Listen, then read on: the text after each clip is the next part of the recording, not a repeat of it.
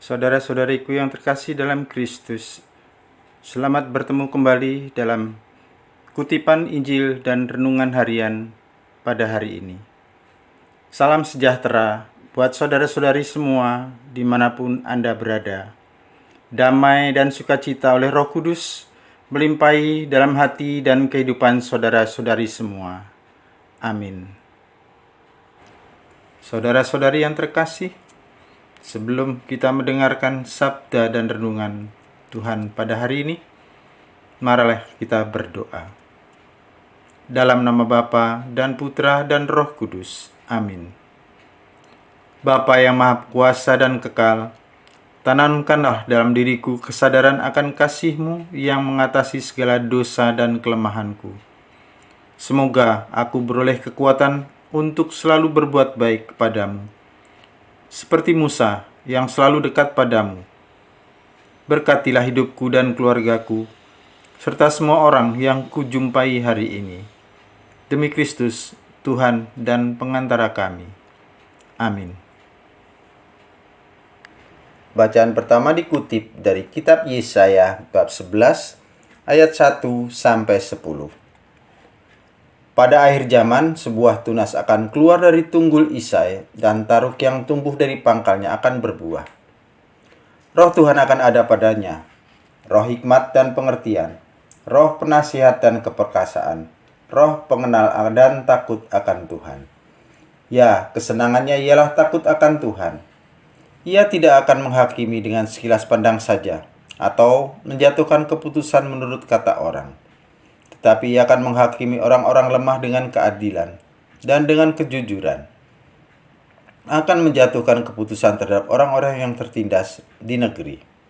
Ia akan menghajar bumi dengan perkataannya seperti dengan tongkat, dan dengan napas mulutnya ia akan membunuh orang fasik. Ia tidak akan menyimpang dari kebenaran dan kesetiaan, seperti ikat pinggang yang tetap terikat pada pinggangnya. Pada waktu itu serigala akan tinggal bersama domba, dan macan tutul akan berbaring di samping kambing. Anak lembu dan anak singa akan merumput bersama-sama, dan seorang anak kecil akan menggiringnya. Lembu dan beruang akan sama-sama makan rumput, dan anak-anaknya akan sama-sama berbaring. Sedang singa akan makan jerami seperti lembu. Bayi akan bermain-main dekat liang ular tedung, dan anak yang cerai susu akan mengulurkan tangannya ke sarang ular beludak.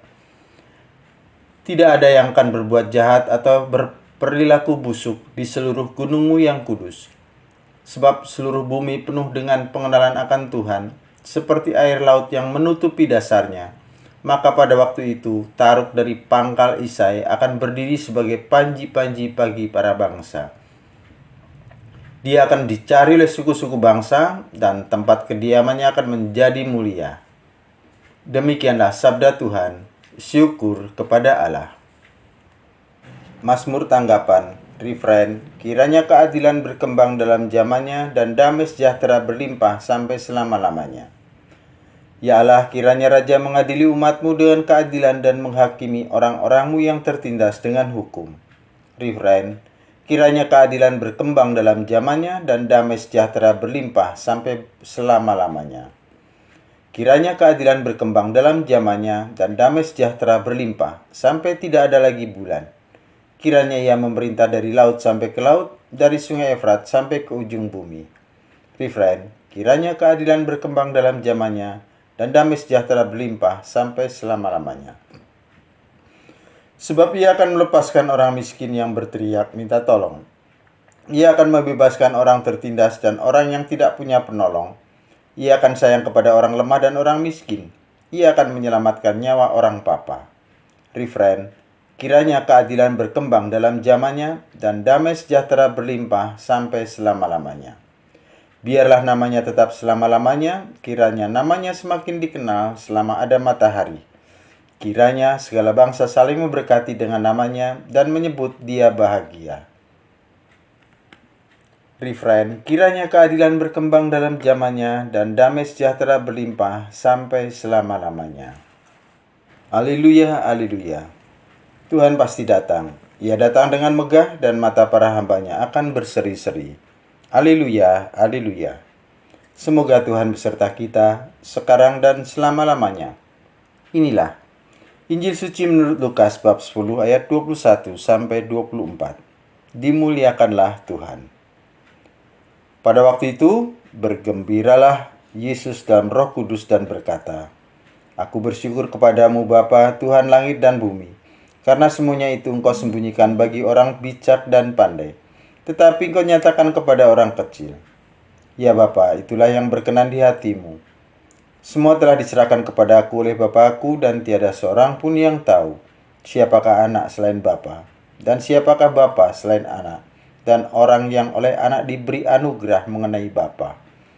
Sesudah itu berpalinglah Yesus kepada murid-muridnya dan berkata, Berbahagialah mata yang melihat apa yang kalian lihat, sebab aku berkata kepadamu, banyak nabi dan raja ingin melihat apa yang kalian lihat, namun tidak melihatnya, dan ingin mendengar apa yang kalian dengar, namun tidak mendengarnya. Demikianlah sabda Tuhan. Terpujilah Kristus. Saudara-saudari yang terkasih, seberapa seringkah kita bersyukur dalam satu hari, dalam seminggu, sebulan, setahun, dalam seumur hidup Anda? Apa saja yang Anda syukuri? Pastinya selalu kesuksesan dan keberhasilan. Apakah Anda pernah mendengar ada intensi khusus atau ucapan syukur karena menderita sakit? Belum pernah, bukan? Yang ada adalah ucapan syukur karena sembuh dari sakit. Pernah mendengar ucapan syukur karena gagal dalam pekerjaan atau tidak? Lulus studi atau tidak? Belum pernah juga, bukan? Yang ada ucapan syukur karena berhasil mendapatkan pekerjaan atau lulus studi. Pada umumnya hampir semua ucapan syukur yang kita dengar selalu hal-hal yang membahagiakan. Dalam bacaan Injil kemarin, Yesus memuji iman perwira yang mengasihi dan peduli pada bawahannya. Dan pada hari ini, Yesus bergembira dalam Roh Kudus, dalam ucapan syukur dan bahagia. Yesus bergembira. Ya, Yesus bergembira, tetapi di dalam Roh Kudus. Hari ini Yesus bersyukur bukan karena memiliki murid-murid yang bijak dan pandai, tetapi karena Yesus memiliki murid-murid dari orang-orang kecil dan sederhana. Di dalam kesederhanaannya mereka hanya mengandalkan Tuhan. Maka mereka berhasil dalam perutusannya. Para murid ini tidak dipilih Yesus dari antara orang-orang bijak dan pandai, tetapi orang-orang kecil, yakni para nelayan, pemungut cukai, orang-orang berdosa yang menurut mata dunia tidak layak. Mengapa? Orang pandai biasanya sudah penuh dengan pemikiran-pemikiran mereka sendiri. Mereka merasa lebih tahu segalanya, dan orang bijak terlalu banyak pertimbangan. Menghadapi orang seperti ini, Tuhan bisa buat apa? Berbeda dengan orang kecil, mereka adalah orang-orang sederhana yang percaya pada penyelenggaraan ilahi. Memasrahkan seluruh hidup dan pekerjaannya pada Tuhan. Menghadapi orang-orang sederhana seperti ini, Tuhan akan memberkati mereka dengan rahmat yang melimpah. Hingga pada akhirnya orang-orang yang kecil dan sederhana inilah yang mampu melihat, mengenal, dan memahami Yesus berserta semua kehendak-Nya. Saudara-saudari yang terkasih, hari ini kita mau belajar dari Yesus bagaimana memberi apresiasi dan dukungan bagi orang-orang di sekitar kita, dan bersyukur bukan hanya atas kesuksesan tetapi juga kesulitan. Karena justru dalam kesulitanlah kita semakin bertumbuh dan berkembang. Hanya orang-orang yang pernah sakit yang mampu memahami apa itu kesehatan. Hanya orang-orang yang merasa sendirian dan tak dianggap yang mampu memahami apa itu kebersamaan dan pengakuan.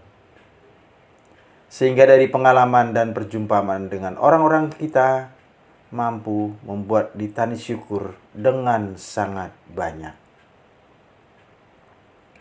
Tetap semangat, tanpa sambat. Selamat berkarya, sehat dan bahagia selalu. Berkah dalam, Tuhan memberkati. Amin.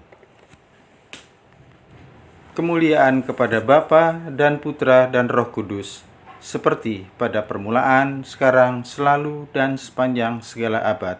Amin. Bapa kami yang ada di surga, dimuliakanlah namamu, datanglah kerajaan-Mu, jadilah kehendak-Mu di atas bumi seperti di dalam surga. Berilah kami rejeki pada hari ini, dan ampunilah kesalahan kami, seperti kami pun mengampuni yang bersalah kepada kami. Dan janganlah masukkan kami ke dalam percobaan, tetapi bebaskanlah kami dari yang jahat. Amin. Dalam nama Bapa dan Putra dan Roh Kudus. Amin.